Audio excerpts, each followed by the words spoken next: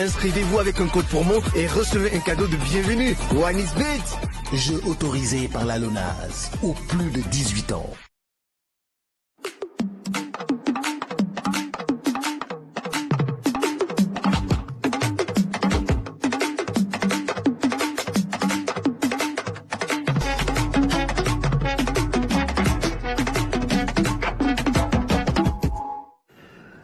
Vous êtes de plus en plus très nombreux à nous suivre sur la télévision nationale du Sénégal. Amis téléspectateurs, bonjour et bienvenue dans votre magazine culturel et musical. Midi Première, assalamu alaikum. J'espère que vous êtes bien. Nous sommes dans la émission tous les samedis. Nous vous retrouvons avec énormément de plaisir. Alors, l'équipe est toujours au complet, comme d'habitude, Horacio et Mamamba. Encore une fois, bienvenue dans les Jam. Et tout de suite, sans plus tarder, on va dire bonjour à la pétillante, comme d'habitude, pétillante. Mamamba. Maman na nga def. Merci Jean-Yves maa ngi fi. maa ngi lay nuyu bu baax a baax di nuyu suñu invité yi di nuyu Horacio di nuyu bépp téléspectateur bu toog biir këram di ñu seetaan waxtu wi. di nuyu Sénégal ñëpp di ñaan jàmm suñu borom mu def ko fi. di wax ni rek di féliciter suñu Lions yi tamit démb def nañ marché bu am solo. waaw xol yi fu féex. je pense même que balaa ñuy démarrer. j'aimerais bien qu'on fasse comme ça à nos Lions. Vraiment, vraiment. Félicitations. 2-0, match magnifique. Machallah. Mais ce couleur yi tamit. Midi Première la. Ah. Midi Première la. Maman, wàññil dose bi nag. Déedéet. Merci beaucoup. Donc, Maman Ba, vous la reconnaissez, elle nous présente donc la rubrique Backstage, comme tous les samedis dans Midi Première. Alors, on n'est pas seul, on est avec l'expert, le grand présentateur, l'unique, le seul, Horacio. Horacio, bonjour. Bonjour Jean-Yves, ñoo ngi nuyu ñi nga xam ne ñoo ngi seetaan ñëpp à travers la RTS la télévision nationale du Sénégal di leen ziare di leen wax dal leen ak jàmm ci seen beneen émission bi nga xam ne mooy Midi Première di la nuyu bu baax a baax Jean-Yves di kontaan ci gisaat la di nuyu yaa Aïcha sama jigéen sama xarit macha allah ci weeru gàmm gi ñu nekk te génn ci rek ma la koy ziare di la ñaanal jàmm ak tawféex Maman Ba sama xarit bi xam nga fu mu ne nii di ma jógee ci gàmm ba léegi naanaguma café naanaguma café dafa doog a jógee gàmm ni sax maa ngi nii doog a ñëw ni sax dama ñëw waaw maa ngi nii waaw xam nga rek ndeysaan xam nga Aïcha mi nga daan toog rek dama nuyu moom it bu baax a baax waaye di ziare suñu invité yi di wax na tey Midi Première bu spécial la ñu am parce que tey nous allons faire le tour de l'Afrique nous allons faire le tour du monde inchallah en musique mais de la très bonne musique également inchallah. Bah justement Horacio introduit, c'est comme ça qu'on va introduire nos invités. On va démarrer par les dames parce que vous savez nous dans Midi Première nous savons faire les bonnes choses comme il se doit.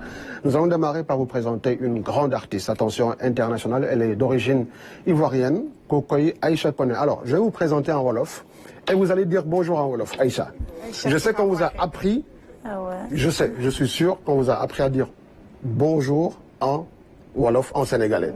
Donc, je vais vous présenter en sénégalais et vous allez dire bonjour donc en Wolof. Donc, qui may dalal gan gu mag nekk artiste international jóge fële ca Côte d'Ivoire mu ngi wuyoo ci turu Aïcha Traoré. Aïcha na nga def. Waaw jërëjëf. J'espère que c'est bien prononcé. C'est très bien, c'est très bien. Je vais bien.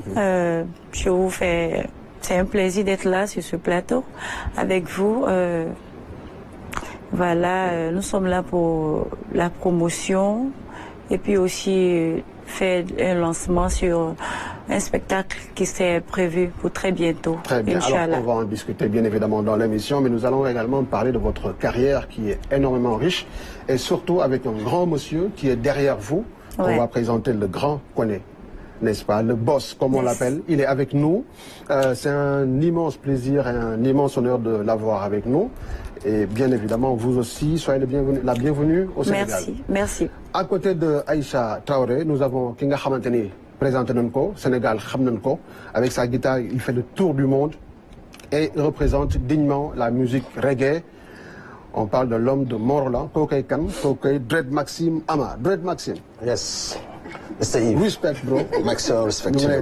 Yes, yes. Big up yourself. Comment vas-tu? Très bien, alhamdulillah. C'est un plaisir de t'accueillir. Non, le plaisir est partagé, franchement. Ouais, c'est toujours un plaisir de t'accueillir. Naka waa Morolan. Waa Morolan ñu ngi ci jàmm. Waa Thiès. Waa Thiès romb naa fa. Waa bitim réew. Waa ñëpp a ngi ci jàmm. Waaw, première question bi ma wax ma laaj la mooy guitare bi anam. waaye guitare bi dafa xaw a quoi guitare dama ko doon accordé. waaw dama may xëcc rek fekk dama ko gëjoon accordé. ndax quoi dafa wàccoon ma koy accordé benn corde bi dagg quoi. donc du coup du coup ma ne taxawal. te comme jamono yi la jamono gàmmu yi amul benn boutique bu ubbi. waaw pour ñu jënd remplacer cordée. très bien alors on va faire une chose on va lancer un appel à képp ki nga xamante ni mu ngi nii seetaan xam na laa bëgg balaa émission bi di jeex. qu'on nous amène une guitare ici. Parce que Dread Maxime, on ne peut pas faire une émission avec Dread Maxime sans qu'il nous fasse au moins 1 ou 2 sons. Donc, téléspectateurs, il y a des gens qui sont sur YouTube, Facebook, nous voulons une guitare ici à la RTS avant l'émission de Guerre. Et je pense que l'appel est bien parti. Guitare acoustique, corde de nylon. Acoustique, ouais. C'est corde de nylon. yow wóolu naa la ci. Horatio. est-ce que xam ne fii ma toog plateau mën naa fay génne guitare man. yow waaw buñ ci tollee. loolu boo ko waxee. buñ tollee ci def ak dindi. waaw mais ma indil guitare ma génne guitare man. très bien. man loolu boo ko waxee ma gëm la. non kii moom mooy guitare yi moom. waaw kii moo fa waxoon teel use sa brain. waaw. sa xel xalaat. jëf ju nice. sam sa digganteeg sa borom. jëf ju nice. sam sa digganteeg sa borom. ay waay. borom bi soxorul. yu sa brain yu sa xel xalaat jëf ju baax sam sa digganteeg sa borom. sa digganteeg sa borom. Déjà, l'émission démarre très bien. Justement, ce qu'on va faire, on va se rappeler au souvenir. Parce que, xam ngeen ni, Midi Première, bu ñu koy tàmbali, bu ñu amee artiste, dañuy bëgg di dellu ci ses premiers sons. ay première apparition. Toujours première. Bi nga xamante ni, waaw, parce que première bi fa lay dugg toujours. Et quand on parle de première, on se rappelle bien évidemment de cette vidéo qui a dévoilé notre artiste invité aux yeux de tous les Sénégalais du monde. Cette vidéo, tout de suite.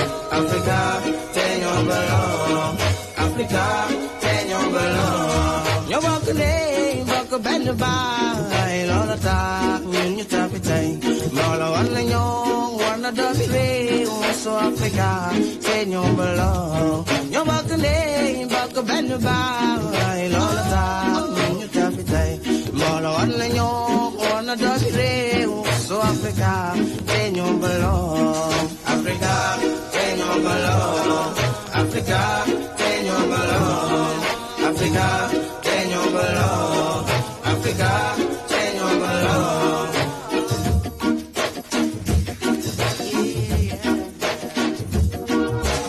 Anyu wale lila war kuneka khanga lila war linyu mona dem giran dunya bugan Africa rewai kuneka bagna jite kuneka bagna jitu jitu nyanyi topati kuneka bagna feke fanyi sero alande just wala jele wala nyen boba nyene nyanyi jogi mara craftle.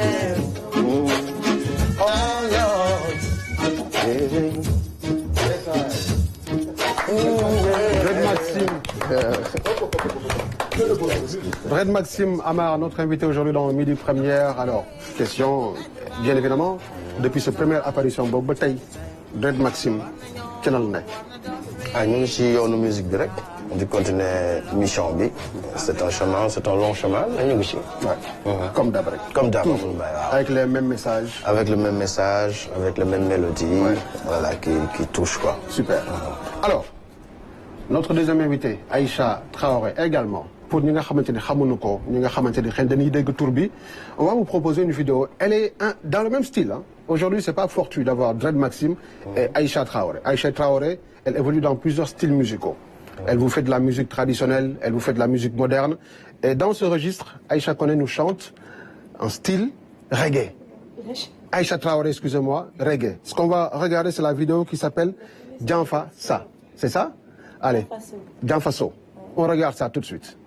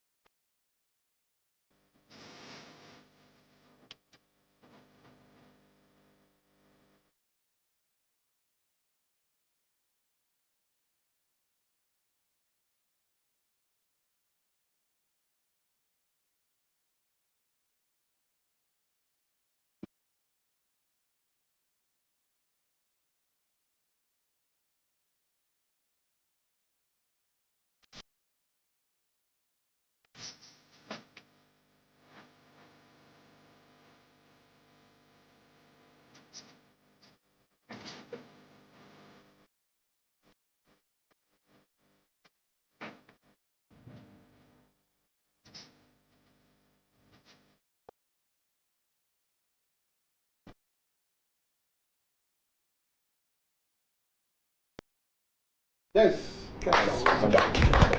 Aïcha Traoré, je rappelle qu'elle nous vient de Côte d'Ivoire. Bah, on va démarrer avec vous, Aïcha.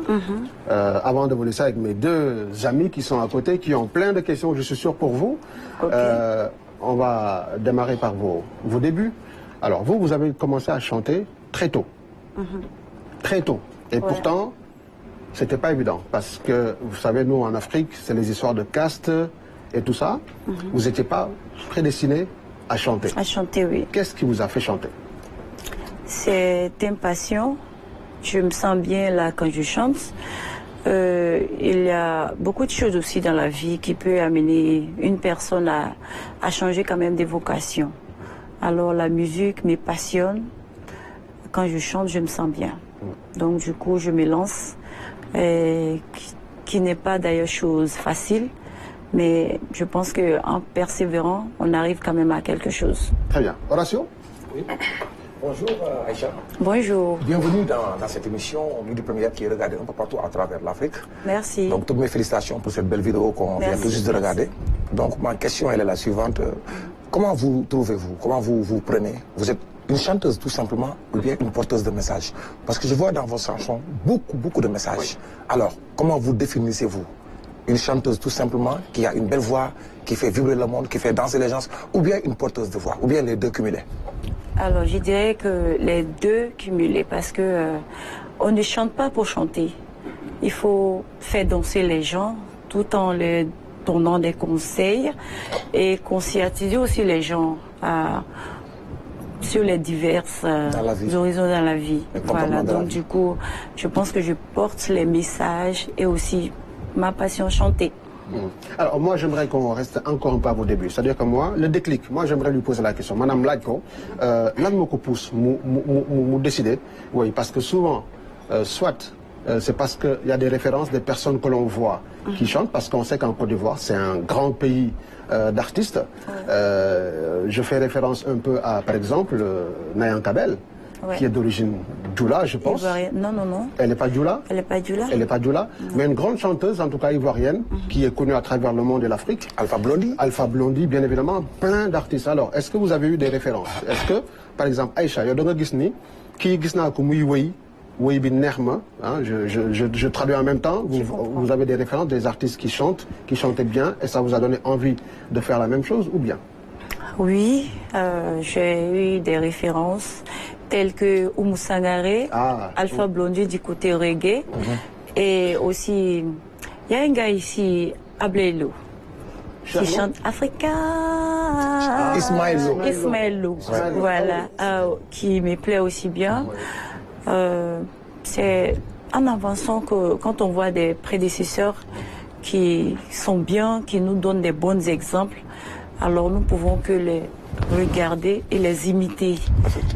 Voilà, donc j'ai été influencée par toutes ces bonnes personnes-là. Super. Ouais. En tout cas, merci, parce que vraiment, vous nous gratifiez d'une très belle voix. Merci. Alors, nous allons revenir à vous tout à l'heure. Je rappelle que nous sommes avec Dred Maxime Ama. Dred nak, maman l'a été bail. Parce que maman, Dred bu mu dugg see mu ne ma kon kii moo woyoon woy bii ak bii. Maman, Dred Maxime Ngo. da nga bëggoon maman xale la ko fekkewul soo fekkewu ko. maman kanamam bi dama ko gëj a gis. mais son boobu noonu xam naa ko. son bi dafa neex.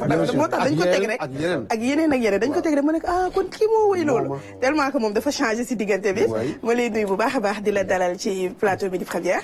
ñu gis ni keroog nag gis nañ la aéroport ngay def voyage di génn di dem à l'international. Est-ce que mën nañ xam ndax musique bi moo ko waral wala da nga dem pour nekk si say propre business? Parce que gis nañ la gis tam ci showbiz bi.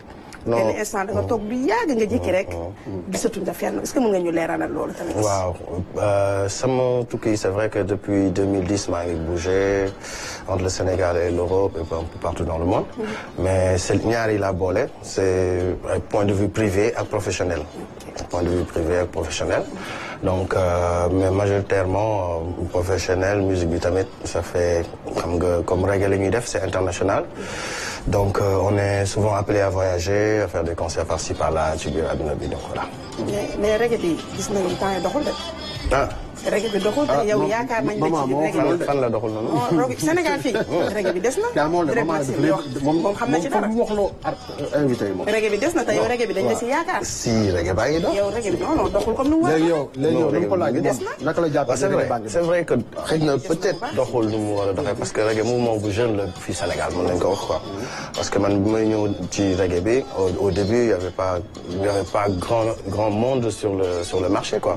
Il y avait presque pas d'album sur le marché en 2000 mooy li ñu seetaan ni boobu 2000 la woon. donc du coup je me suis lancé ma ne affaire bi yombul reggae yombul parce que Sénégal du dëkku boo xam ne am na culture reggae quoi.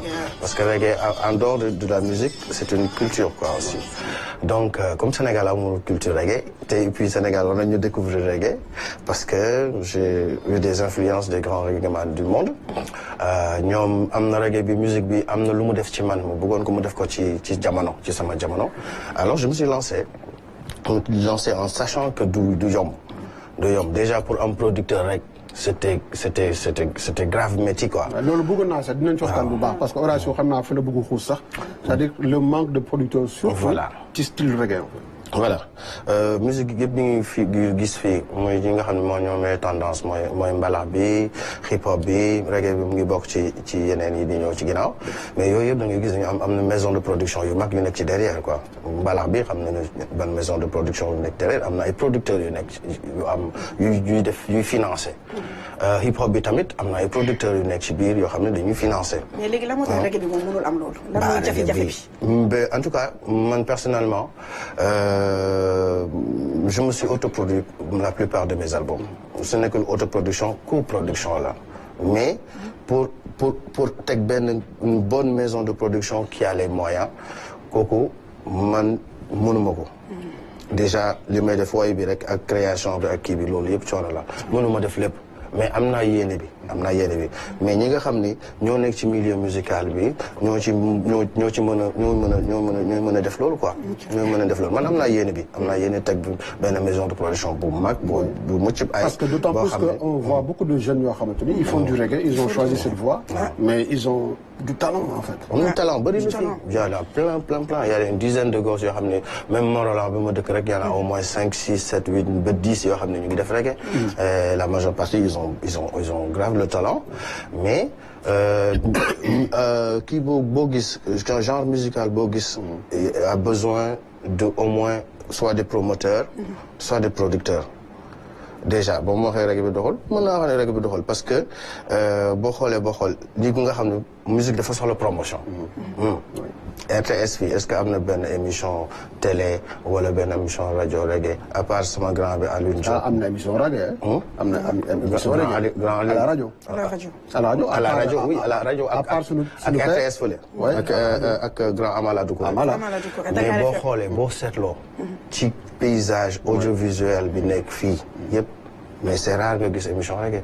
c'est rare nga gis émission reggae mbalax la ñuy teg la. mais je pense que loolu c'est un gros débat. parce que man pour man aussi Dred pour man Horatio ne me laissera pas dire n'importe quoi c'est-à-dire que pour man aussi il faut dire les choses comme elles sont. Reggae dafa souffrir le reggae souffre un peu de certains préjugés.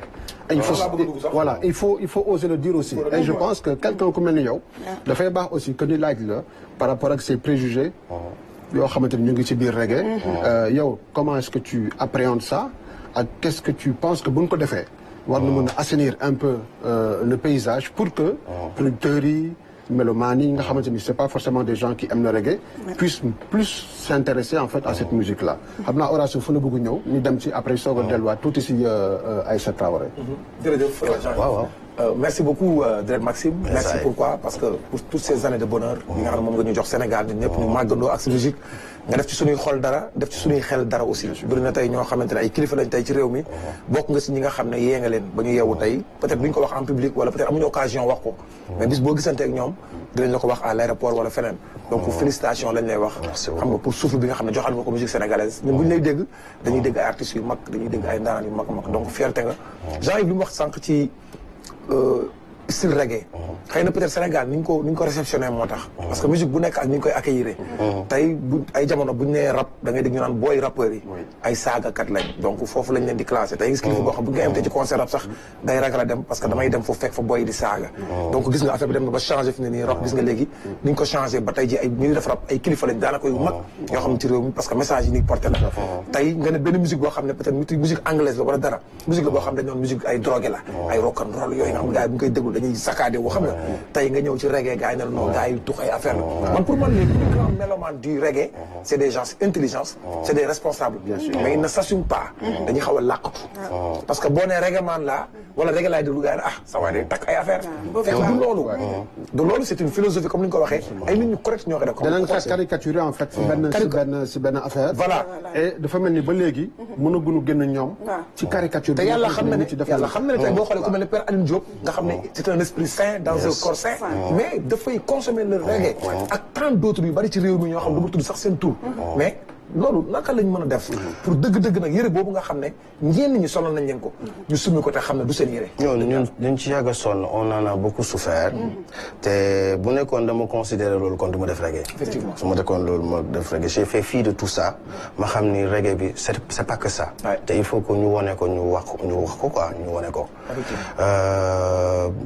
reggae bi lu tax moom ma koy def parce que déjà en dehors de la forme maanaam musicalité bi y a le fond maanaam message bi nga xam ne surtout le message loolu dafa def dara ci man reggae parce que ba mooy sama tonton yi ñoo doon déglu reggae ma doon romb du may jàngi ma romb seen fenêtre yi di gis ñoom di déggu reggae bi quoi après musique boobu mu neex ma donc du coup loolu am na lu mu def ci man surtout Bob Marley tous les 11 mai bi ma nekkee collège dama doon def conférence sur le 11 mai sur Bob Marley damay traduire texte yi traduire ko loolu yokk na sax sama niveau anglais parce que man mosuma dëkk ci dëkk anglophone mais je m'exprime pas mal en anglais donc loolu dafa am lu nga xam ne def na ko ci man yéena ma en tant qu'Africain en tant que peuple noir qui a vécu la souffrance pendant près de 400 ans ou plus et donc message bi def ci man dara je me suis dit que quoi qu'il en soit quoi qu'il en coûte man reggae laay def. yow daal da nga newoon daal lii daal. c'est ça que j'ai envie de faire, c'est ce que je vais faire. Voilà et par rapport à ça je sais que ça a beaucoup évolué parce que au début yàgg na Loxy suñ ko gisee dafa ragallu daal. dañ lay dëkkal foo dëkkul parce que. Sénégal ñëpp rafet nañ. li ma voilà. man mii sax damay waajal. li ma seetlu woon benn instant mooy même téléfilm yu yàgg yooyu noonu. xam nga mauvais rôle bi yëpp. chef de bande bi. waaw il faut day am ay lance ci quartier bi nii xam nga. xam nga loolu ça joue dans la conscience collective. ça joue dans la conscience collective et loolu pour dindi ko dafa yomb quoi du yomb mais quand même on s'est engagé dans ça on a fait notre musique ñëpp xam nañ ni c'est comprendre nañ ni c'est une musique de message c'est une musique d'éveil des consciences de la jeunesse africaine donc du coup tey jii Loxy sax commencé na nekk moo tax les jigéen donc du coup ça c'est une manière ma rajouté ci benn bon rek sànq yaa ngi wax lu am solo reggae bi boo seetlu borom kàngam yi ñoo koy déglu parce que boo demee ci hôpitaux yi chirurgiens yi wala nga dugg ci bloc yeeg fee da nga gis ay médecins reggae la ñuy déglu wala ñu déglu ay ci jazz genre musique yooyu la ñuy déglu c'est looloo tax nag ngeen war a gën a mën a comme terme bi ni ñu koy waxee rek samp seen dënd waaw comme seen dëggal seen bopp ne di def ay petits concerts si koñ yi pour mën a sensibiliser xale yi ñu population bi rejoindre leen ci loolu franchement dinañ ci ñëw ci kanam excusez-moi parce que dina ñëwaat aussi parce que le débat je pense que peut intéresser également Aïcha qui fait du reggae. On parle un peu de cette caricature qui est autour des chanteurs reggae ou bien du milieu reggae ou milieu rastafari de façon générale. Ouais, on va en revenir tout à l'heure parce que c'est l'heure de notre journal. Nous avons un journal bien spécifique dans cette émission qui s'appelle Info Décalé. Un journal qui est présenté par l'expert, le numéro 1, le présentateur, le plus grand présentateur du Sénégal et d'Afrique. Oui. Le plus grand présentateur du Sénégal et de l'Afrique. Il s'appelle Horacio. Il est là. Horacio, c'est l'heure. C'est l'heure. Oui.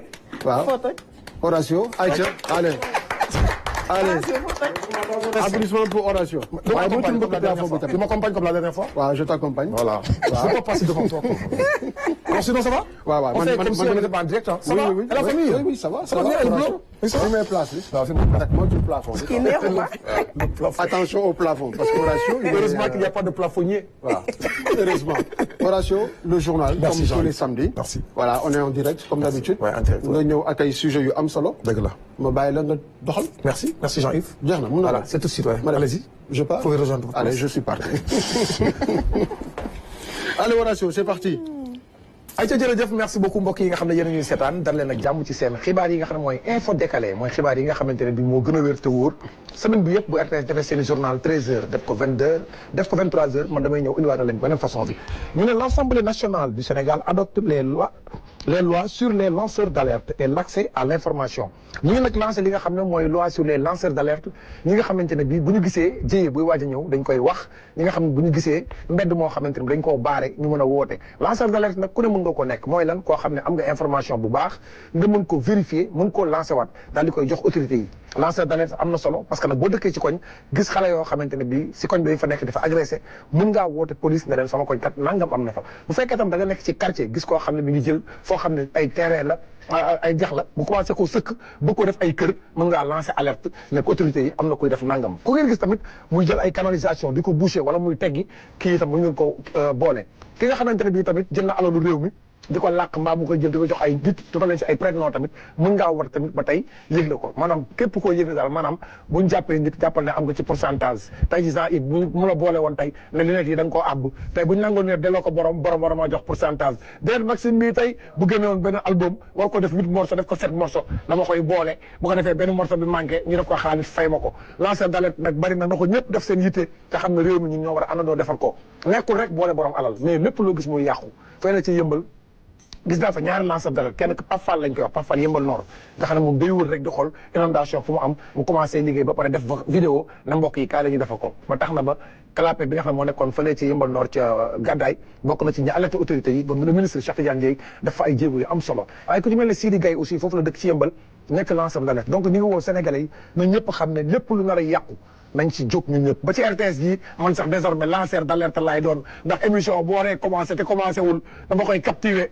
envoyé ko ci kaw ne leen émission bi daa retard bu ko defee animateur bu war a ñëw te ñëwoo ma boole la animateur boo xam ne da ngay toog ci télé bi di sàmmay mayaan naan diw ak diw may ma xaalis ma capturé ko envoyé ko direction générale désormais je suis lanceur d'alerte ici sur la RTS. waaw léegi Horatio balaa ngay tëj débat boobu balaa ngay tëj information boobu bul fàtte ni lanceur d'alerte aussi nee nañu loi bi nee na boo joxe information bu baaxul am na ay daan yu safa saf sa kaw loolu na nga ko wax tamit kuy wër di boole te li ngay boole amoo ci lu leer yow moom ci boppam la ñuy jàpp da nga ci kafe na leer nañ waaw kay merci beaucoup donc c'était la première information donc sur les lanceurs d'alerte une nouvelle loi votée à l'Assemblée nationale du Sénégal. Horatio, deuxième sujet, on parle du mystère du système solaire.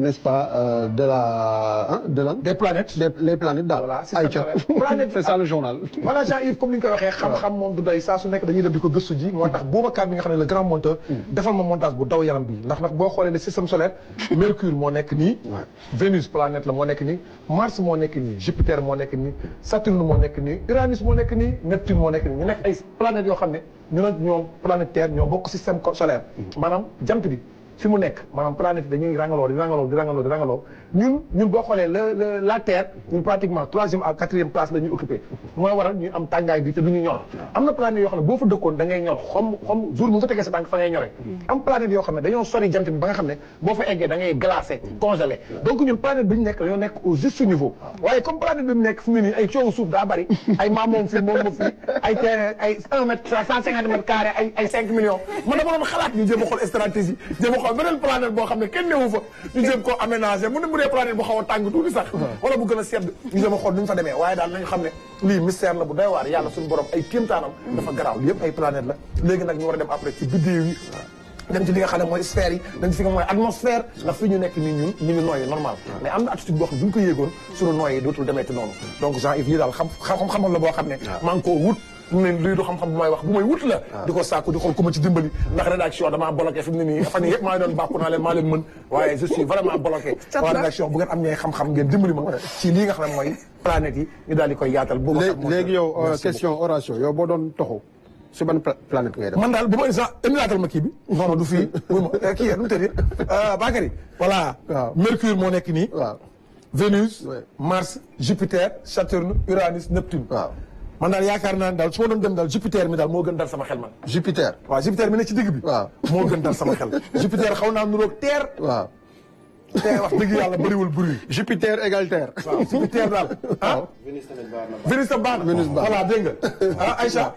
si vous deviez choisir notre planète à part la planète Terre. La planète Terre. Jupiter. Jupiter. Allez, tout le monde prend Jupiter. Allez, prends Jupiter. Maman Jupiter. Man, je vais dans la Lune. Merci beaucoup Horacio. Donc le troisième et dernier sujet, on parle de la curiosité des Africains. La curiosité de certains Africains, Jean-Yves, je dirais même, parce que nag dafa am benn paa boo xam ne dafa ñëw romb ay nit yu taxaw di rang mu ñëw fekk rang bi gudd trop paa bi ñëw dugg ci biir rang bi. fekk benn waay taxaw mu ne ko salaamaaleykum mu ne ko maaleykum salaam mu ne ko sëñ bi ñii di rang fii lan la ñuy def fii waa ji ne ko fii dañuy fay courant. paa bi ne ko nga ne lan mu ne ko dañuy fay courant. paa bi daw dellu këram.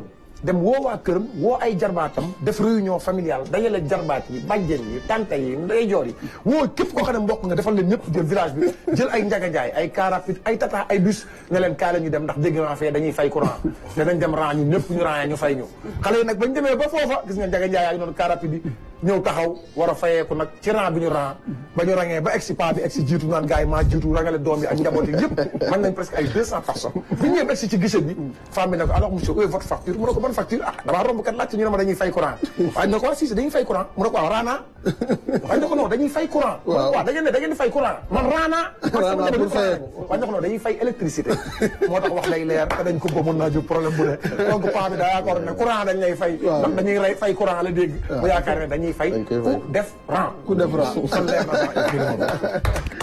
Merci beaucoup Horacio. Donc c'était les infos décalées de cette semaine. Merci beaucoup Horacio. Semaine prochaine.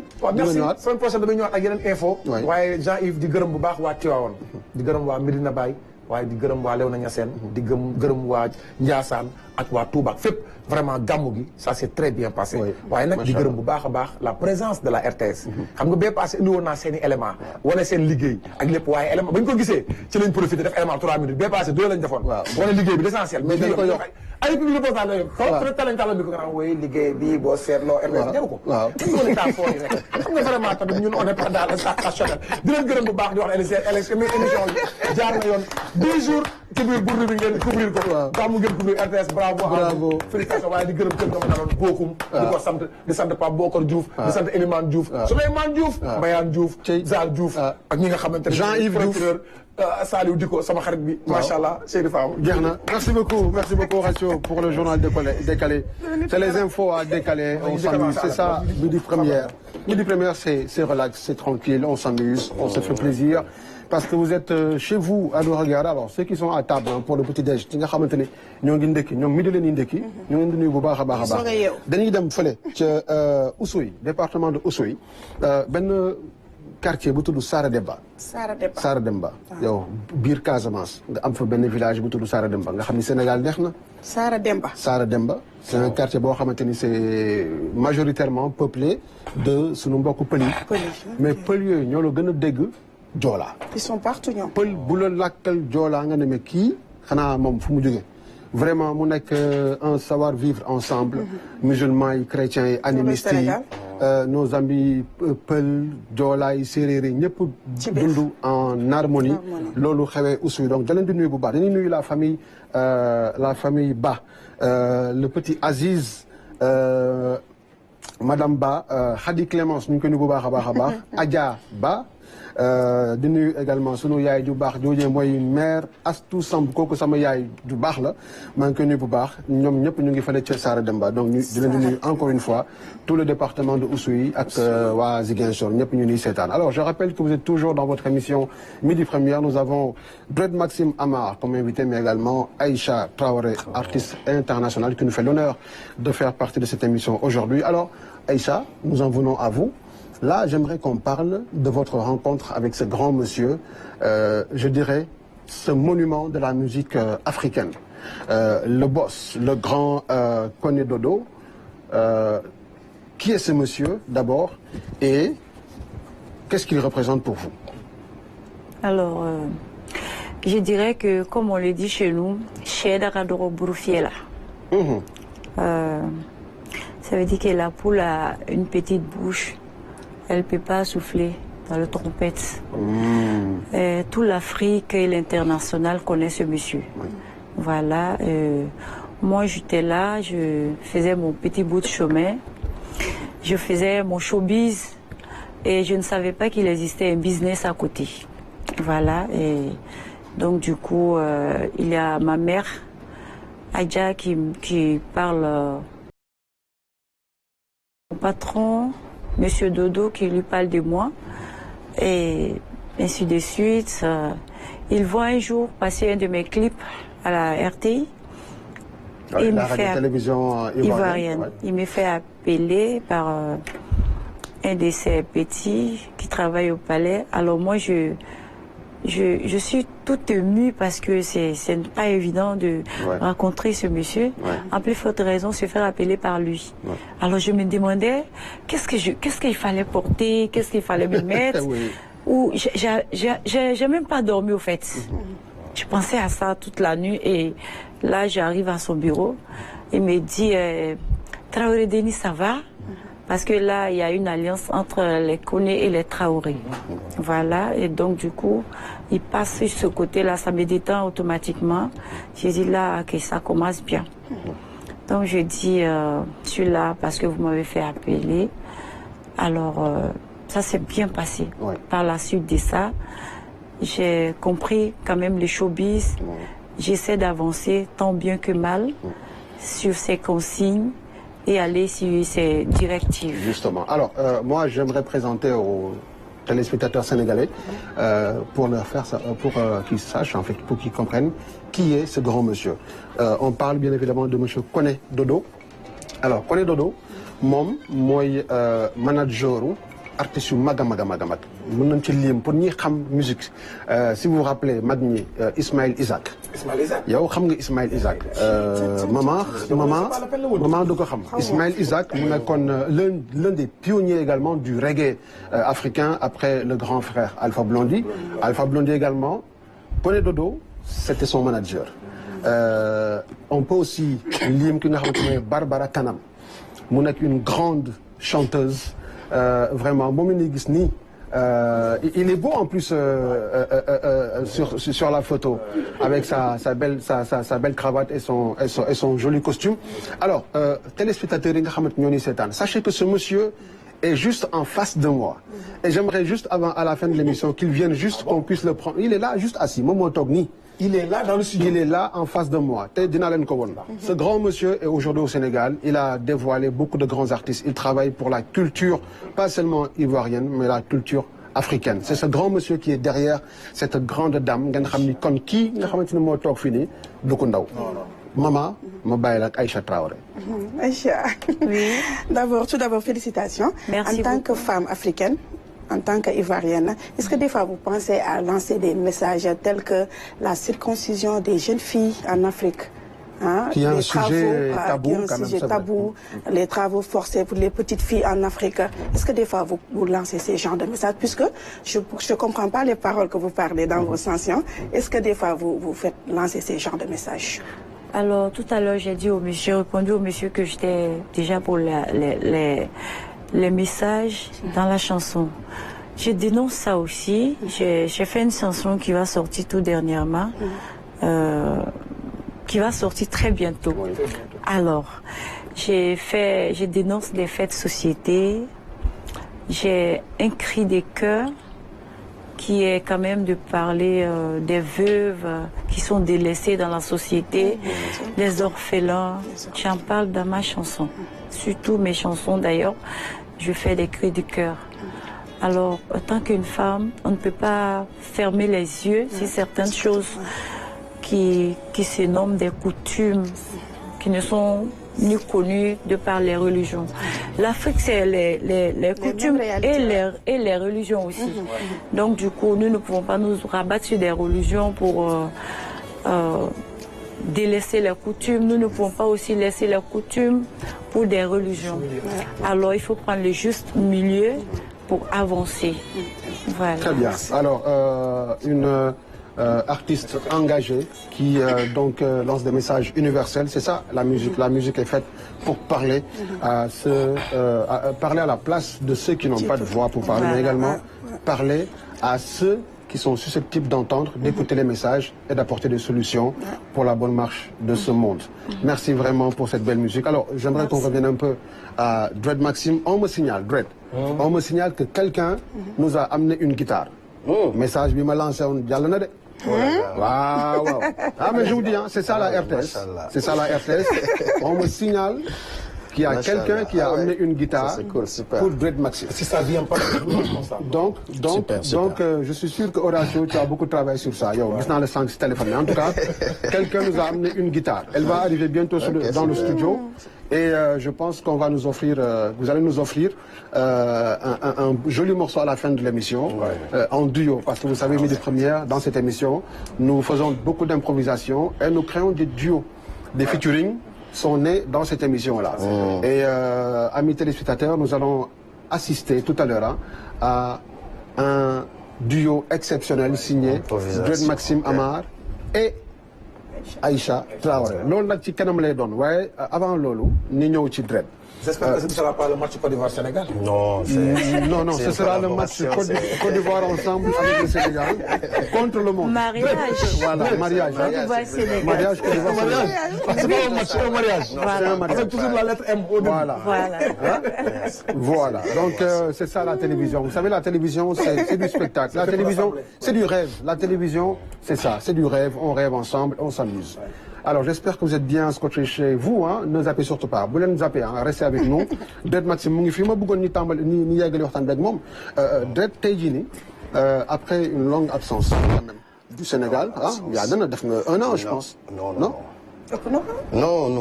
Voilà, c'est-à-dire non, maa ngi ñëw, je passe plus de temps. ba mu xoolee benn instant dama doon xool sama aller-retour yi, mais j'ai vu que je passais parce que dama am sama mbokk yi nekk foofu di casse quoi, ne man. Pourquoi Sénégal laa gën a ma ne non, man dafa mel ni man Europe laa gën a, mais quand moo xool sama aller-retour je passe plus de temps au Sénégal que, mais je fais 3 mois, mais de 3 mois fii, dem fii 4 mois fii, des fois je bon. Foofu nag la ñu bëggoon di question bi, c'est-à-dire. te ñu tudd aéroport sax dul fayati biir. Ndax baagante bu baax kenn du ko fouillé, kenn du ko xool, dañu ñëw rek romb. Léegi Dread, lan ngay waajal actuellement nii lan ngay waajal. Actuellement nii. Pour te dire sincèrement, week-end prochain am naa benn concert à Rennes, à la ville de Rennes en France. damay dugaat foofu pour benn festival de 3 jours. nangu nañ ko de. waaj day wax ni pour seddal seen xol mais ñii nangu nañ ko yàgg na. xamuñu suñu ndaanaan yi ñu am. Donc c'est un festival de 3 jours boo xam ne sam benn am di jàmm Sénégal sax moo koy organiser ñoo faat festival. Donc du coup je reviens pour xam naa côté décembre, novembre, décembre, mooy ñëw parce que là je prépare mes 25 ans de carrière. Ah bah man fa laa bëgg nga ñëw. Ah mu nekk exclusivité RTS. Maanaam Dread Maxime prépare ses 25 ans de carrière, 25 ans de lu ndaw. 25 ans, c'est un quart de siècle. waaw xaw ma ko de jànguma ko nag. xam nga dama ko soufflé. C'est un quart de siècle de musique, Dread Maxime. Mais lan ngay préparé? Parce que la vidéo qu'on vient de regarder, le Mbolo, c'est la sortie de mon premier album. C'est en 2000. En 2000, voilà. 2025, ça fait 25 ans. Donc, une série de concerts, et puis am ay son yu bees yu ñëw quoi. Voilà. Super. ñu ngi koy commencé ñu ngi koy togg nii kii bi composition yi def nañ ko ba pare et puis li ci des mooy ñu génne ko fii ak décembre. Très bien. Horacio balaa ñuy demaat ci Aïcha. xanaa rek comme li may waxee rek féliciter encore Dread Maxime. Il a tout fait pratiquement. def na lu bëri 25 ans de musique c'est pas donné à tout le monde. mais naka nga gisee évolution musique yow mi nga xam ne bokk nga ci pionniers yi. naka nga ko gisee mbalax bi rap bi reggae bi. évolution musicale du Sénégal naka nga ko gisee ba xam ténor yi fi nekkoon ay ñoom Youssou Ndour Ismaïla Lo comme ni nga ko waxee Baaba Maal tant d'autres est-ce que relève boobu assuré nañ ko wala musique sénégalaise gis nga ne mënatul passer frontière du Sénégal. lan nga ci xalaat très sincèrement parce que xam naa ne sincèrement. pour man war na mën am ça évolue de manière positive surtout avec la nouvelle génération parce que gis naa ni la nouvelle génération ils s'adaptent ils essaient de s'adapter surtout su nekkee niveau mbalax bi la ñu ngi jéem a diversifier wu pour mën a atteindre d'autres publics surtout au niveau international hip hop bi tamit c'est la même chose ñu ngi def affaire yu nice et puis am na beneen nouvelle génération boo xam ne tamit ñu ngi def affaire yu nice comme je peux citer kan HDBS boo xam ne ñu ngi def affaire musique bu rafet boo xam ne man ça me touche personnellement donc j'y crois parce que la nouvelle génération ñu ngi nouvelle technologie et puis donc xam nga ñu am nañu inspiration et puis ñu génne benn affaire yoo xam ne bokkul ak sax yeneen ñu defoon à la base quoi boo xam ne ñu ngi wàññi percussion yu bëri yi donc il faut ñu ngi gën a am musicalité en fait parce qu'on appelle la musicalité mu ngi gën a côté reggae ça évolue aussi ça évolue malgré que voilà toujours les mêmes problèmes de production nous on fait man maa ngi def li sama comité ay kattan su ma ñëwee ma j'organise mes concerts chaque fois dinaa jéem a def concert Dakar dinaa def concert Thiès wala Mont-Rolland donc am sound system yaa ngi fii c'est tous les week-ends am na sound system reggae et donc il y a une grosse communauté de mélomanes reggae et puis il y a des jeunes aussi qui sont pétris de talent am na koo xam ne qui m'a particulièrement marqué ces derniers temps mooy Charles Sow Charles Sow mu yor Deep Vibe Studio moom tamit tu vois pour dire que ça évolue ils sont là les talents sont là le groupe Team Shell aussi qui fait de très bonnes choses le groupe Team Shell et puis niveau international tamit sama gars yi ñu ngi représenté comme Lidjo comme Meta Natijan Sun Soleil et puis fii ñoom Jamil que fii waa gars yaa ngi fi quoi quand même quoi ñoom Makanji ak yeneen boy parce que là je joue ce soir même je joue ce soir à Saly. Oui. waaw. tey jii est-ce que duñ dem Saly tey. tey la ñaata. waaw oui ma est-ce que duñ dem Saly tey. non damay dem sama sis. waaw dañuy dem de bien sûr lu ñu def fi. waaw bu nekkee mënoo leen ñëw Saly sax demain. maa ngi fi Dakar. non dañuy ñëw Saly. waaw voilà alors Aïcha. Maintenant moi j'aimerais qu'on parle de votre voyage actuellement ici au Sénégal. Vous êtes venu pour une bonne raison. Bien Alors, sûr. est-ce que vous pouvez nous donner quelques petits secrets? Qu'est-ce que se prépare? Qu'est-ce que vous préparez vraiment pour Dakar, pour le Sénégal? Alors, je suis venue pour préparer un concert. Voilà. Ça sera en partenariat avec le Grand Théâtre. Je ne sais pas si c'est comme ça on le dit. Oui. Voilà, le Grand Théâtre. Voilà. Alors, tout d'abord pour me faire adopter quand même par les Sénégalais. Voilà, même si je ne sais pas parler le Wolof, mais je pense que je vais apprendre un peu avant de revenir, Inch'Allah. C'est pour préparer ce concert-là. Je serai là quand même avec Soukina, la fille d'Alpha, Inch'Allah. Avec, on va essayer d'insérer une Sénégalaise, artiste sénégalaise. Vous avez une idée de quel artiste ce sera? Parce qu'il y en a beaucoup, des artistes. Oui, j'ai une idée. Vous pouvez nous donner un petit secret? C'est midi première, Ici, les premières, ça se passe ici. Donc, n'hésitez pas. Nous, on aime bien les petits secrets. Je pense que j'aime beaucoup Shadia. On a une fois travaillé ensemble en Côte d'Ivoire. On était sur un festival ensemble. Oui. Donc, du coup, je pense que je vais l'intégrer dans le concert ici. Ouais. On va le faire ensemble, Inch'Allah. Est-ce qu'on peut s'attendre peut-être à un featuring aussi avec une chanteuse sénégalaise? Pourquoi pas? Oui. Ouais. Parce que je sais que le boss, il est en train de travailler. Lui aussi, il ne dit pas tout, mais lui, il connaît les valeurs sûres de la musique sénégalaise. Et je sais qu'il est en train de travailler un peu en sous-marin. Mais dites-nous un peu les petits secrets là. Peut-être un featuring, peut-être? Bon, pourquoi pas, ça va venir, ça peut venir. Ça peut venir. De fil en aiguille, Inch'Allah. Ici, là, ça peut venir. Très bien. Alors, nous allons regarder tout à l'heure une vidéo. Maman a une question? Maman, oui. Comment vous trouvez les chanteuses sénégalaises? Leur style vestimentaire? Alors, je suis carrément intégrée. Voilà, je me sens bien. Sauf que je suis un peu grippée, sinon ça va. Oui. Mais ça va aller. Je pense que c'est le changement de climat. Voilà. Alors, nous allons revenir tout à l'heure. Mais moi, j'aimerais poser une question à Dud Maxime. Là, on parle toujours de musique engagée. On parle de messages. Dud Maxime, ma question est la suivante. Est-ce que les artistes ne sont pas en avance sur les hommes politiques? Pourquoi je pose la question? Pourquoi je pose la question? Avant ta réponse, on va juste écouter en fond sonore ceci.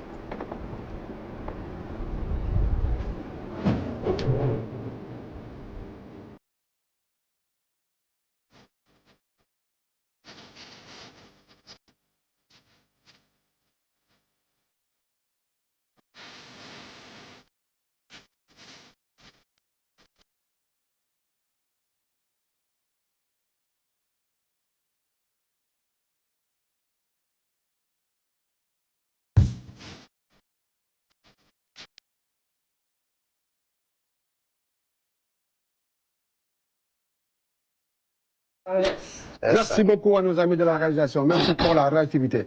Alors, pourquoi spécifiquement ce son? Le titre, c'est Babylone. Le titre, c'est Black Rebel, oui. Black on l'appelle Babylone. Babylone, communément Babylone. Alors, dans cette chanson, Dread Maxime parle de la dette africaine, parle de ce qui s'est passé, de façon générale.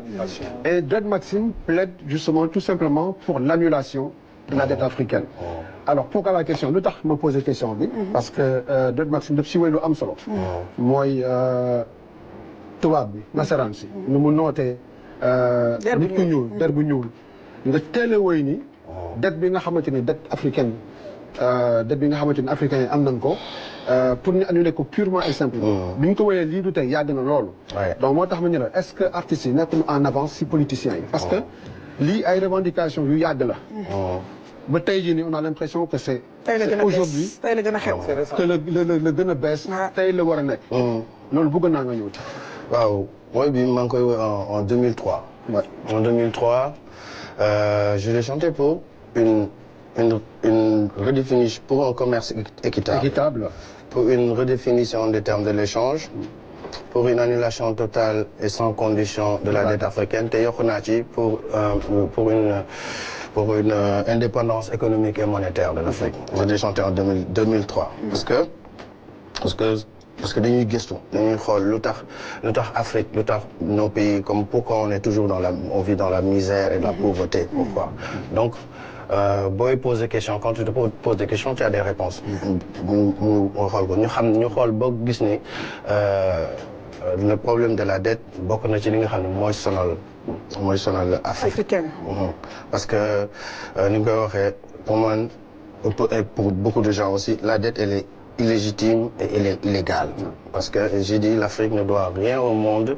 L'Afrique a été pillée depuis lors.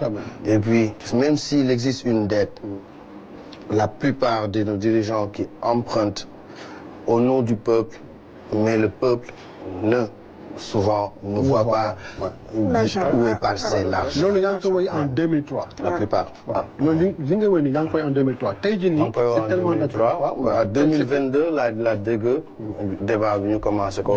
président français bi Macron il en parle. et puis j'ai vu que. 20 ans après. Horatio foofu am nga si analyse bu am solo parce que Horatio également yow tu es un grand mélomane bu mag nga te yàgg nga. Top ki nga xamante ni mooy Dread Maxime. Ce débat aujourd'hui il est tellement d'actualité. On parle de souveraineté monétaire mais alimentaire africaine. tey jii ay hommes politiques surtout ñun fii suñu réew pour ne pas citer des noms ñu bëri da ngay dégg ñuy wax ci loolu. donc Horatio yow ban analyse nga ci am avant ñuy jàll encore une fois ci Aïcha.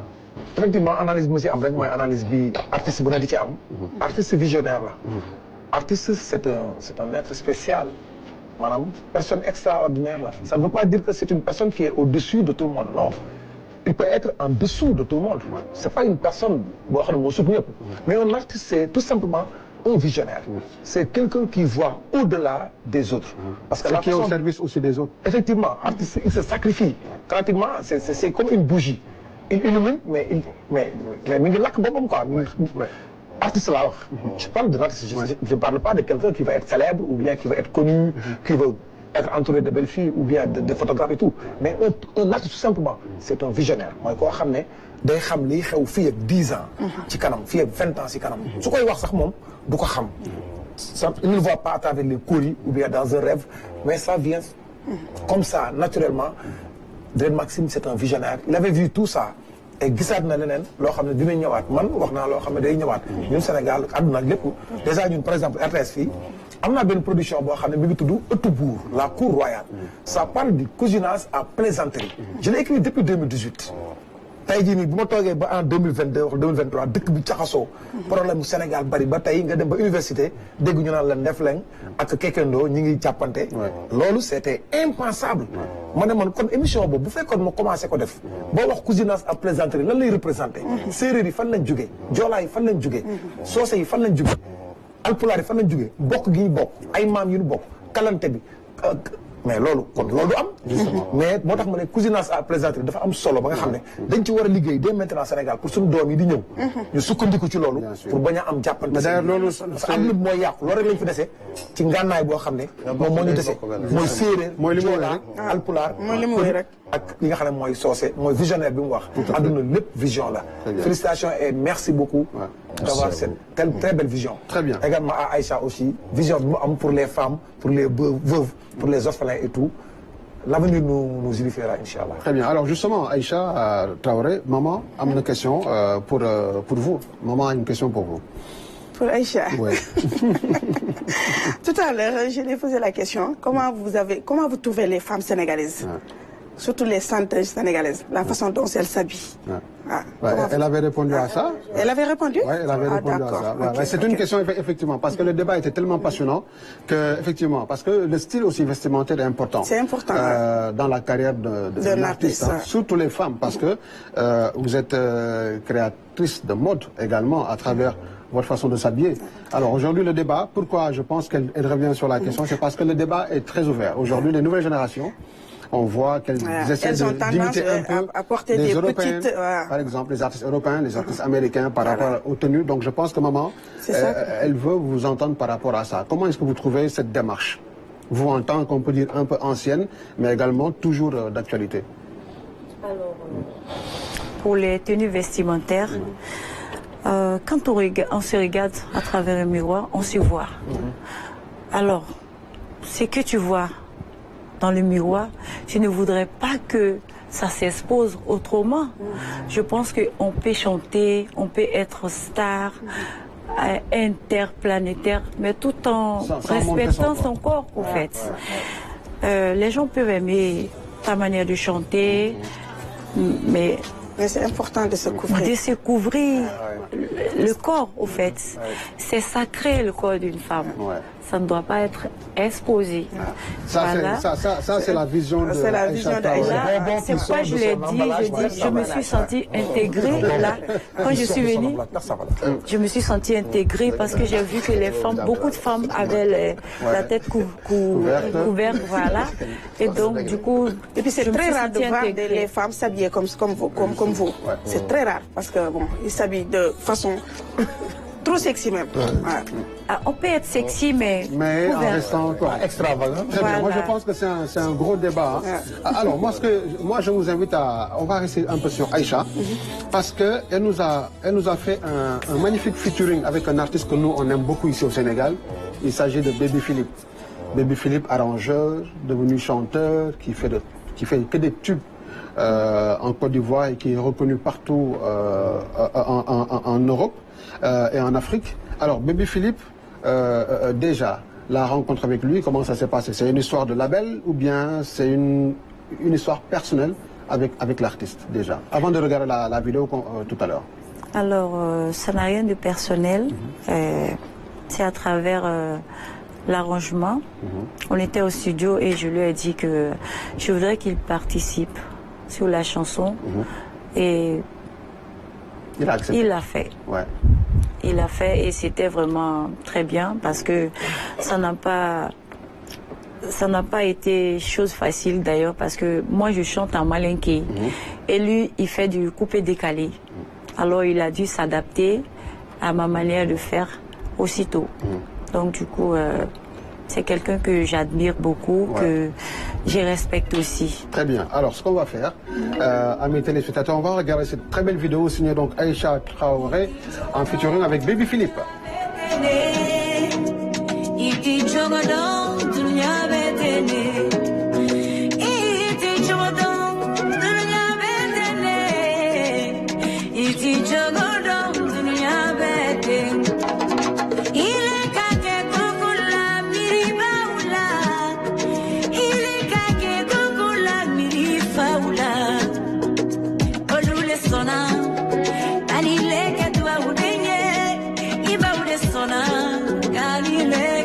gagner.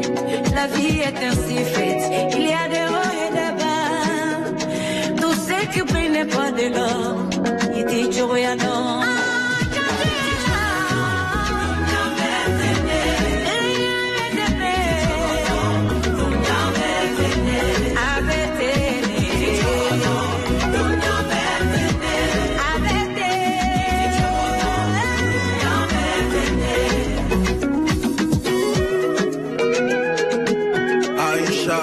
Laisse-les parler.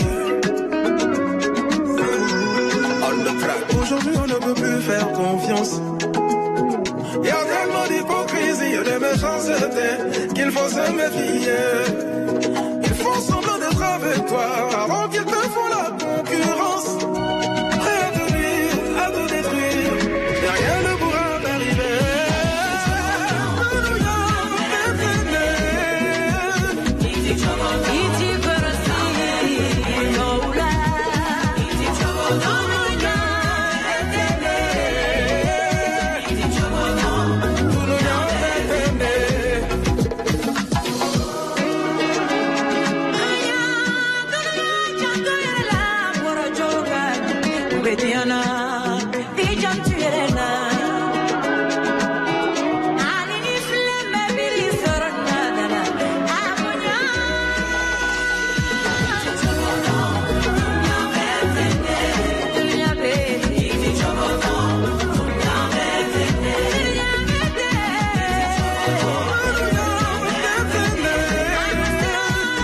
Voilà. Alors, quand on voit la rencontre de deux grands musiciens, deux grands artistes de la Côte d'Ivoire, ça donne ça. Baby Philippe, donc, en featuring avec Aïcha Traoré, le style musical et le message également. Ouais. J'aimerais bien que vous reveniez un peu là-dessus. Alors, le message, c'est de faire très attention parce que on peut te vendre du n'importe quoi pour de l'or. Et respecter aussi ses parents parce que une mère a beau être petite, mais c'est elle qui t'a mis au monde. Oui. Alors, c'est le message que ça lance. Ouais. Et c'est magnifiquement bien arrangé, en tout cas. Bravo. Bravo. Arrangé par Baby Philippe lui-même. Bien évidemment, arrangeur international, auteur, compositeur, chanteur. Ouais. Vraiment. C'est un plaisir de le regarder dans cette émission Midi Première. Alors, nous sommes pratiquement à la fin de l'émission et sans que nous ayons guitare bi yegsi na. Guitare baa ngi fi. Mais avant cela, j'aimerais qu'on regarde une dernière vidéo. Boo xamante ni bu mu gën a yàggul. C'est signé Dread Maxime. Waaw. Dread, surprise le rôle tamit. La vidéo s'appelle Samkat. Samkat, yeah. Bon, bu mu génne, je pense que ça fait maximum 2 ans. 2 ans. 1 an et quelques. Oui, 2 ans presque. 2 ans. Élection est quand même encore. C'était 2024.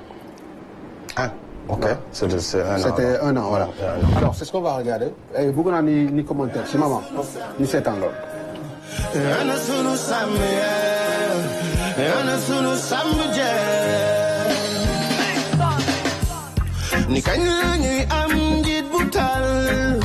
Askan we waxtu jot nañu jóg jële fii cuune yóbbu sunu gaal gi ci géeju naataange ñu doj bu mu jàmbi te avancé ba sàmb ni ceel jurye jaar bu ñu toogee ni ceel ñu def lu leen neex ñeneen ñi amuñu ngor ñeneen ñi dañu soxor amuñu yërmande ci askan wi man li ma nakari neexuma li xew ci sunu gaal gi doy na waar ni mënu la bëre gi bëre bay daanu sunu kaw man li ma nakari neexuma li xew ci dëkk bi doy na waar ni mënu la bëre gi bëre bay daanu sunu kaw oh non usambu ni chelu juri chelu when you talking ni chelu ñu def lu leen neex ñeneen ñi amuñu nga ñeneen ñi dañu soxor amuñu yërmande ci askan wi oh non ñenn ñi gas ñenn ñi di suul fan la sunu Sénégal gi jëm sa gëm lu tëgg tas yoonu jàmm soriwul. Dread Maxime. magnifique. maman titre bi mu ngi ko tuddee sàmmkat. Sàmmkat waaw. yaa ngi dégg dernière phrase bi rek. bu ñii di gas ñii di suul. Sénégal maman ta question pour. loolu Sénégal bu ñii di gas ñii di suul. lan moo la inspiré tey ba nga woy loolu parce que Sénégal nag des fois ñu dund ay moments yu difficile si béykat beeg sàmmkat beeg. à chaque fois dañuy ñëw problème yi day ñëwaat di répété bu ñu gisee inondation bi bu ñu yaakaaree ni jeex na mu ñëwaat. sàmm yi bu ñu kaasee wax ñu foog ne solution bi ñëw na mu ñëwaat lan moo la inspiré ba nga woy loolu du yërmande bi surtout. waaw yërmande bi ci woy bi maa koy woy avant élection yi. bu dëkk bi di metti xale yi di dee. xam nga mu metti ma lool te loolu dafa waroon jeex. mu metti sama xol lool moo tax ma créé sound bi ma ne bu sàmm ni Thiel juri jeex. bu sàmm ne Thiel bu ñu toggee ne Thiel ñoom ñu def lu leen neex ñenn ñi amuñu ngor ñenn ñi dañu soxor amuñu yërmande ci askan wi parce que instant boobu affaire bi dafa waroon jeex ñëpp man bokkoon naa ci nga xam ne yéene woon naan mu soppeeku am yéene woon naa alternance générationnelle parce que ñu fi nekk depuis dañ ko soxloon alternance générationnelle et puis alternance politique ñu tànte leneen parce que paa yi yàgg nañu seen xam nga seen manière de def politique maanaam affaire du séddoo gâteau affaire du parti yi xam nga soxloon nañu gis leneen lu bees am nañu ñeneen ñu proposé ni am nañu solution dëkk bi mu ngi metti il fallait mu am kii te jamono jooju nag bi xale yi di daanu am na baat yoo xam ne waroon na jóg baat yu am doole sàmm yi nga xam ni ñu ngi fi waxuñu moo tax ma ne et puis ci jamono jooju bu ñëpp ci biir mooy li ngay wax ni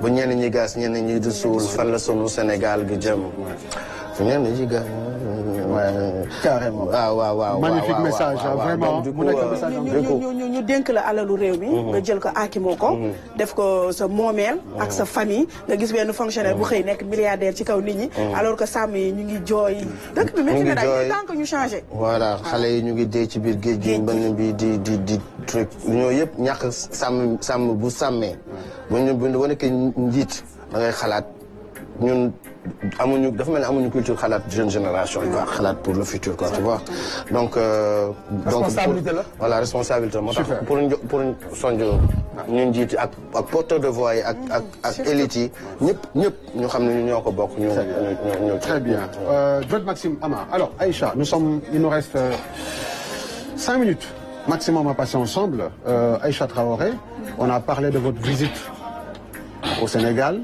les projets ici au Sénégal, mais de façon plus globale, qu'est-ce qui vous reste dans la carrière en termes de projets, en termes de voyages? Qu'est-ce que vous prévoyez aussi pour terminer?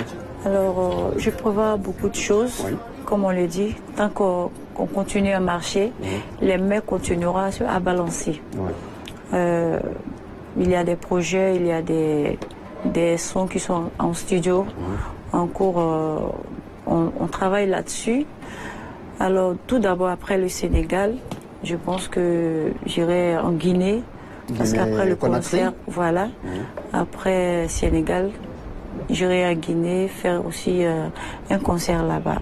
Dans la sous-région, je pense que j'ai été au Bénin et puis au Cameroun, le Sénégal, et puis après Guinée. Voilà, et puis on espère que ça ira d'ici quelques années. En tout cas, on l'espère pour vous. Horacio, peut-être une dernière question pour elle, mais madame, au niveau international aussi, est-ce qu'il y a des choses qui se préparent? Oui, peut-être au niveau de la Côte d'Ivoire, je dirais même, parce qu'elle fait beaucoup de choses au niveau international. Mais est-ce qu'en Côte d'Ivoire, vous faites beaucoup de spectacles, ou bien de soirées, ou bien c'est envisageable?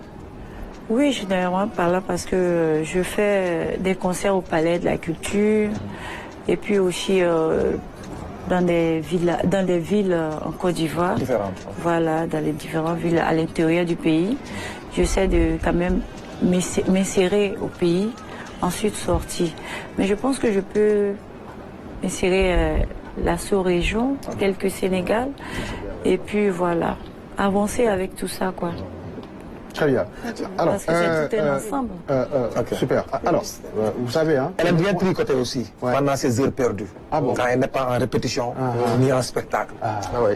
Ça, c'est une astuce. Ça, nous, on ne savait pas. C'est vrai? Mais Horatio. Non, mais c'est pas pour rien que je dis qu'Horatio, c'est le plus grand présentateur du monde. Elle est maître dans l'art. Il a des informations que personne n'a. Mais bravo, Horatio. Franchement, Horatio. Alors, vous savez, cette émission, c'est une suite logique. Xam nga bu ñuy tàmbali wax naa leen ni. Dread Maxime. bu muy ñëw guitare bi dafa am benn problème bu ndaw. te dañ ñëwoon émission mënuñu ko def ak Dread Maxime. te joué nos guitare. Alors, on avait lancé un message pour que ñii ñuy seetaan lijjantil nu guitare. Et on a lancé un message, le message a été bien entendu. Horatio, la guitare est arrivée. Yow mi yaa ko dem jëli. Horatio, yow. yaa ko lijjanti yow mi yaa ko dem jëli. Horatio, amène-nous la guitare. Comme ça, on va se quitter en musique. Vraiment, mon école, merci beaucoup. Wow. Merci beaucoup donc à ce téléspectateur qui nous regarde. Voilà, mais vraiment, c'est un grand musicien. Koko fans numéro 1. Dread là. Koko c'est fans number 1 là. C'est un grand technicien. C'est fans numéro 1. Donc, le temps que tu vérifies ça, maman a peut-être un petit message pour j'ai un petit message pour Aïcha. Oui. Vous savez qu'ici au Sénégal, il y a beaucoup de mandingues qui vivent ici. Est-ce que vous avez lancé un message de publicité pour qu'ils savent que vous êtes ici au Sénégal? Pour venir au concert au Grand Théâtre. Conférence de presse, je pense que c'est à 15h. À partir de là, on va lancer quand même des messages. Par rapport à cette communauté qui est très représentée. Qui vit ici au Sénégal. Voilà. Sur les plateformes aussi? Oui, on va essayer de mettre tout ça en œuvre. D'accord. C'est le directeur qui dirige les choses. Donc, du coup, c'est un locomotive. Donc, il y a tout un ensemble qui est là. D'accord. Merci. Très bien. Alors, est-ce qu'on peut avoir le téléphone de Dread Maxime rapidement, le temps que moi accorde la guitare? Il nous reste 2 minutes, hein. C'est ça le live, hein. C'est ça le direct. C'est ça justement. Alors, la guitare était accordée, hein, mais je pense qu'il va vérifier juste rapidement. Il y a un accordeur également. Alors, mu ngi koy xool xam nga nag émission bi ñu lay demee ñun duñ joué nu film de ñun live la ñuy def ñun théâtre live. Alors, il nous reste peut-être 2 minutes, hein, Horatio. Le mot de la fin. Mot de la fin xanaa gërëm suñu invité yi rek. mais gërëm l'ensemble des techniciens. di waxaat encore félicitations à la RTS pour la couverture du Mawlud. maanaam def nañu li nga xam ne mooy bourde bi 10 jours avant la équipe yi dem nañ fépp foo xam ne nii site religieux la fépp foo xam ne nit ku baax ma nga fa RTS dem nañ fa déployer tous les moyens def gàmm gu mucc ayib macha allah waaye may gërëmaat bu baax a baax famille Diouf muy bokkum fële ca HLM ca Tivaouane di gërëm bokkum Diouf bu baax di gërëm Pape Bokar Diouf di gërëm Insa Diouf mi nga xam mooy sunu mag moom it waaye di gërëm Souleymane Diouf di gërëm Elimane Diouf ak Baye Zal Diouf ak Mayane waaye di gërëm procureur Saliou Diko. procureur moo nekk procureur bi nekk Pikine Guédiawaye sama xarit la ak soxnaam Fama Diouf nga xam ne ku baax la Fama ñoo ko dem ak Bokar maa joor nga ñaaxal mbagaa naka boltol procureur merci beaucoup waaye di gërëm baax commissaire Bara Sankare moom ma nga woon ca xew ma macha allah ak yeneen commissaire yu bari foofu dala xewu commissaire la boo fa nekkee nii ngay def maa ñu def la nii rek xewu commissaire ak procureur moom boo moom bu yàbboo boo fa demee moom nii rek ngay def da ngay nel mutt rek. Félicitations à Dread Maxime et merci à Aïcha. Inch'Allah, le spectacle sera une grande réussite et nous y serons. Très bien. Maman Ba, le dernier mot. Merci. Di remercier toute l'équipe de la RTS ak les hommes de Rome, suñu caméraman yu xarañ yi. Macha Allah. di jaajëfal téléspectateurs yëpp di nuyu ñëpp rek di leen joxaat rendez-vous samedi prochain Inch'Allah. Di leen jaajëfal di Aïcha, Traoré, le dernier mot, le mot de la fin. Alors, merci à vous, merci pour l'accueil. Et c'était très bien. Je salue aussi tous les techniciens et la RTS et tous les Sénégalais. J'espère me faire adopter par le Sénégal. Vous êtes déjà adopté parce que vous ressemblez déjà à une Sénégalaise. Voilà. Ah bon? Ah oui, carrément. En tout cas, je vais le faire. Merci. Très bien. Aïcha Traoré était notre invitée. Dread Maxime également. Horatio et Maman Ba, toujours fidèles au poste. Merci à vous qui nous avez suivis. Rendez-vous la semaine prochaine. Cheikh Sadbou Diagne, technique Ali Diagne, Badji, tous les caméras, Kolim Dioum, vraiment, toute l'équipe. Merci beaucoup à vous. Wa protocole, merci beaucoup à vous, vraiment. Merci à Père Alun Diop qui nous a décroché. Aïcha Traoré. Un grand merci également au boss, Koné Dodo. qui est là. S'il vous plaît, venez, on va vous voir pour terminer ensemble. Le boss, voilà, avec Dread Maxime pour la fin. Musical musical life, oh, oh, oh, oh. Musical j'avais juste envie de partager un message de paix. Oh, oh, Sénégal et Kadi, Menaya, Kofoé, yeah, Sénégal et Kadi, Menaya, Kofoé.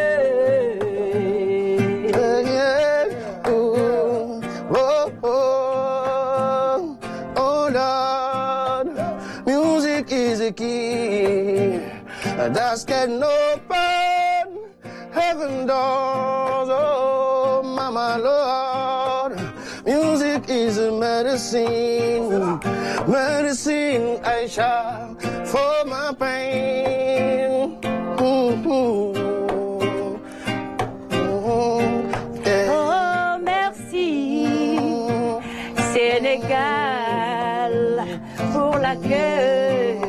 Vous êtes formidable. Merci Sénégal.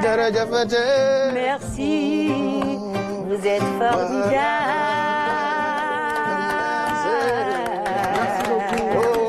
Rendez-vous la semaine prochaine. C'est ça, Midi Première. Merci beaucoup à tous. Bye bye. Merci beaucoup.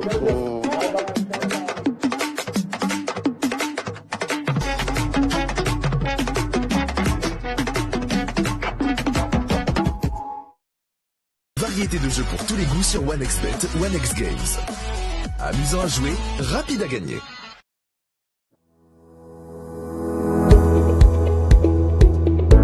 La RTS, fidèle à sa mission de service public et de proximité, étend davantage son réseau de chaînes. Des télévisions régionales pour être encore plus proches de vous.